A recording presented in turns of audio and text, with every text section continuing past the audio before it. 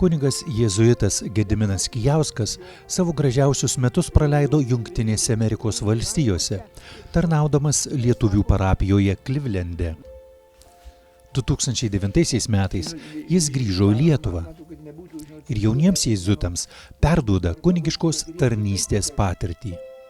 Čia nepaprastai gražios vietos, čia mūsų katedra, kurie, žinot, veda visus žmonės į tą nuostabiausią išganimo, žinot, puotą, kur laikinai, kas žinom, kiek ilgai mes čia keliausim, gal dar kiek milijardų metų, ar kiek milijonų metų, bet žinot, galutiniai sąskaitoj mes visi esame nepaprastoje kelionėje, kurią paprastai įvardinu labai trumpai, kelionėje į didžiąją meilę.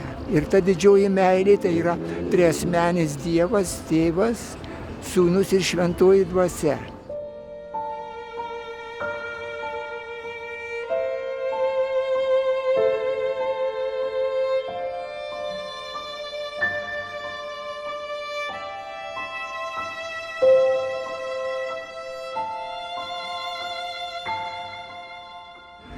Atrodo, kad labai nesudėtinga teologija, ji yra neišsemiama ir dėl to Dievas neišsemiamas, nes nebūtų Dievas, jeigu jis būtų išsemiamas iš mūsų ar išminties, ar mūsų galybės, ar žinot, artumo ir taip toliau.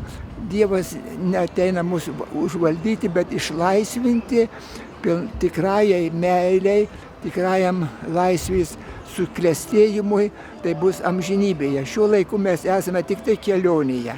Ir vat kartais mums pusėtinai pasiseka ta kelionė į meilę, kartais pusiau, kartais mes, kaip šventasis tėvas Pranciškus pasakė, sako, aš esu nusidėjėlis. Ar yra bent vienas žmogus, kuris galėtų sakyti, kad aš nesu, pagal mane nėra tokio žmogaus. Mes visi esam nusidėjėliai.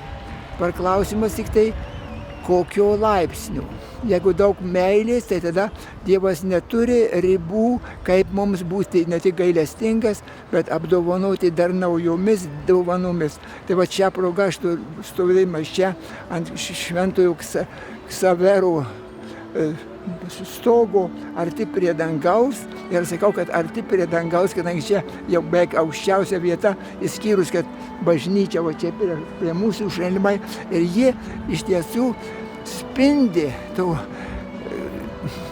Švento Ignaco bendradarbio Ksavero, kuris misijose Indijoje nešė tą nepaprastą Dievo dovaną, kuri yra skelbti gerąją naujieną. Šūkis buvo Švento Ignaco ir tų visų ypatingai bendrakeleivių buvo ad majorem Dei gloria, didesniai Dievo garbei.